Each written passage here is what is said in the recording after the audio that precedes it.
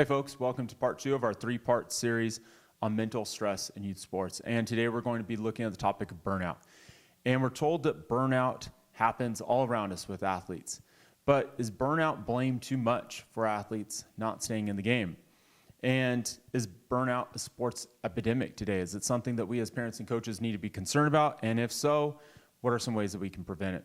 So when we look at this topic of burnout, we do see kids not playing sports at the high school level as much as they used to, especially amongst males.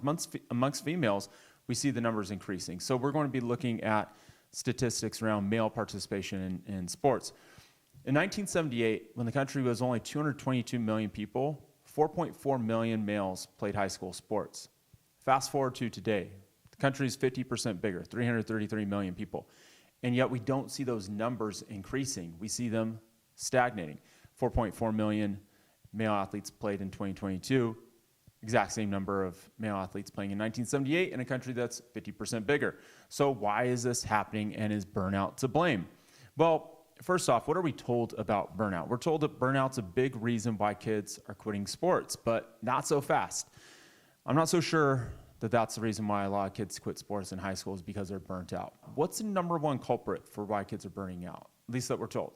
Probably sports specialization. But I'm not so sure about that either. So we're going to look first at what burnout really is, because we first need to define the term so that we're not just spamming it. We hear that word used so much today, and it's really overused for what true burnout is. So here's the definition of burnout that we're going to operate from. And this definition is rooted in the original usage of the word that we saw taking place more, or that we saw used more in the workplace. So the definition that we're going to operate from for burnout is true burnout occurs when there is a prolonged physical and emotional exhaustion linked to overwhelming stress that has not been managed. And I'll read that one more time. True burnout occurs when there has been prolonged physical and emotional exhaustion linked to overwhelming stress that has not been managed. So obviously, there's a lot of room for subjectivity in that term, but true burnout is actually much more akin to PTSD, where we see something both dramatic and traumatic that has occurred. What burnout is not, though, it's not being bored. It's not being kind of tired. It's not, I just don't like my coach. It's not disliking one's teammates. It's not playing poorly. Those are not burnout. Burnout's not, I'm just not having fun anymore. Burnout's not, I'd rather see my friends. It's not, I just don't have enough time to relax, or I want to get a job. None of those things are burnout. Those are closer to being just disinterested. And that's just wanting to do other things more, preferring to do other things more. But I refer to all those things as fizzle out, not burnout. Burnout's different. And what I mostly see from athletes who suffer fizzle out, because really you don't care, right? Like you don't care if your athlete's suffering from fizzle out or burnout. You just want them to love the game, stay involved in things, pursue greatness, pursue excellence, pursue self-improvement. That's really what you care about. So whether we call it fizzle out or burnout, you probably don't care, but it is important to recognize what's truly happening in the athlete. If we're going to be able to address the problem, then we really need to be accurate about what's happening. So what are the reasons for fizzle out? Well, I think there's a few things that contribute to fizzle out that I've seen in my 20 plus years of coaching and teaching and working with thousands of athletes and students. The first thing is they hate failure. And sports get harder as kids go up in the ranks, and that means that they're probably going to fail more. And that can be uncomfortable, and it's something that a lot of kids don't want to deal with. Nobody loves failure, but in sports, as things get more intense, people actually need to embrace failure, because that's what makes it great. It's the possibility of losing that makes sports so great. The second thing is that kids oftentimes hate the pressure. And as they get older, that pressure can mount. The games feel like they're more important. You have people in the stands watching you or expecting things of you, whether it's coaches or family or scouts or whatever. There's certainly more pressure that athletes put on themselves anyways as they grow older. And oftentimes athletes want to avoid that pressure, so they look to get out of the game. Thirdly, they don't embrace hard work. As you get older, if you want to be good, you probably have to put in more time and more effort. And a lot of kids just aren't at that point where they're willing to make sacrifices to put in the effort. and the hard work. Eating healthy is hard. Lifting is hard. Long practices are hard. Multiple training sessions in a day, those are hard. Going to sleep early, that's hard. All those things are difficult. Maintaining good grades while playing a sport, that's hard.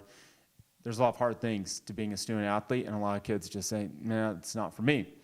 And so what we're really looking at here is what I call vacation mode. For a lot of athletes that are suffering from Fizzle Out, they just prefer to be more in vacation mode. And we'll talk in a few minutes about how we can help them and how we can help prevent that from happening in the first place. And so life today, especially for your average high schooler, offers so many things that are just more entertaining, that are easier, more comfortable than doing sports. And so those reasons are 100% why we're seeing a lot more Fizzle Out, and which accounts for, in my opinion, why we see a lot of those numbers of decreasing participation at the high school level. So how do we prevent Fizzle Out? Well, I'm going to share 5 things that will help you to prevent Fizzle Out. The first one is allow athletes to push themselves and each other more than you push them as a parent. And especially if it's coming from their peers, they're more likely to respond better, and it's more likely to motivate them and to push them. If they hear it coming from you, it's going to be, just get kind of old. So avoid pushing your athletes too much. Allow them to push each other and hopefully push themselves. Secondly, try to make it fun, and that doesn't change as kids get older. There's the things that make it fun, though, do change. So you need to be a student of your own athletes and recognize what do they find to be fun, and then try and guide them in that direction. So try and make it fun still. Thirdly, encourage growth, especially as people are getting more competitive in their sport and trying to be better at it. They need to see growth. And if they don't see growth, it can be really disappointing. It can be really frustrating, and that's what we want to prevent. So encourage growth, celebrate their growth more than you're celebrating the results, and look to constantly encourage them, even if it's little, but encourage the growth. And then obviously try to support their growth. If you can, if you have the money and the means and the time and some of the knowledge, then try and support their growth by helping them. But again, be careful not to push them too much when you're doing that. Fourthly, encourage their dreams. The movie Rudy, there's a scene that's always stuck with me where Rudy's talking to his buddy, and his buddy said, dreams are what make life tolerable. Now that's a little bit of a cynical take, but you get the idea. Dreams are what oftentimes make those tough days of sports kind of tolerable. It's what can keep the athlete going and motivated, and gives them the little bit of extra, when things get tough. And then fifthly, find the right coach. Hopefully the coach is doing those first 4 things. They're allowing the athletes to push themselves and each other. They're making it fun for them. They're finding ways and helping them to grow. They're encouraging their dreams. And so hopefully you can find the right coach that will do all of those things. But let's take a slight pivot and look at burnout. So we've already explained that Fizzle Out is more of what we're seeing, but burnout does occur. It just doesn't occur nearly as much as what people think it does. So when and where do we usually see burnout? Well, it's usually going to occur at the higher levels of youth sports with those who are deeply invested. This is an athlete who cares. They're probably pretty good. They also have something that's just not right anymore with sport. Maybe it's too much pressure on them. Maybe there's just something that's really difficult for them to overcome. And so something has changed in their mind, and now they're ready to probably call it at that point if they're really suffering from burnout. And what we oftentimes see is that their identity has been challenged. This is a player who's probably been really good their whole life. And now maybe after a horrible season, they're like, man, I'm just not that good anymore. Maybe they're used to being like this highly touted recruit, and now they're not. Maybe people don't really want them. Maybe they got their scholarship pulled or something like that. And so they've seen themselves as that guy, that person. And now that's been challenged. Maybe it's been crushed. Maybe their confidence has been shattered. Maybe their dreams have been crushed and their soul identity destroyed. And that can be both dramatic and traumatic, which fulfilled the definition that we established of what burnout really is. And another thing that can happen is perhaps they're struggling a lot with the skill. And if they're struggling with the skill, especially something that they've done well in the past, maybe they've had an injury, maybe they're just like in a rut or something, they can't find it on the mound, whatever it might be. But just thinking about trying to fulfill that skill might make them anxious and really uncomfortable. And it's something that they want to avoid because it's something that they used to be good at and that they found joy in, that they found identity in, and now just the thought of it makes them tight and uncomfortable. So they're willing to do anything to avoid that type of embarrassment again. And those are examples of athletes who are suffering from burnout. So how do we develop a coping mechanism for that? Because in our definition, we talked about how burnout's going to occur when emotional and physical exhaustion have kind of reached a tipping point because the athlete does not know how to cope with it.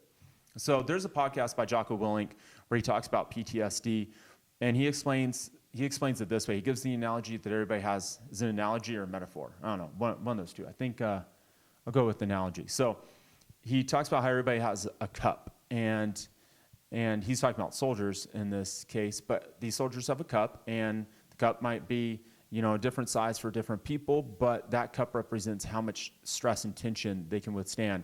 And once that cup starts to near the top, near its limit, it's up to the people around them to try and scale things back and kind of get them out of the pressure situations and be able to help them to cope with that. And if they don't, then what you see is that cup overflows, and that's when we start to see some real problems.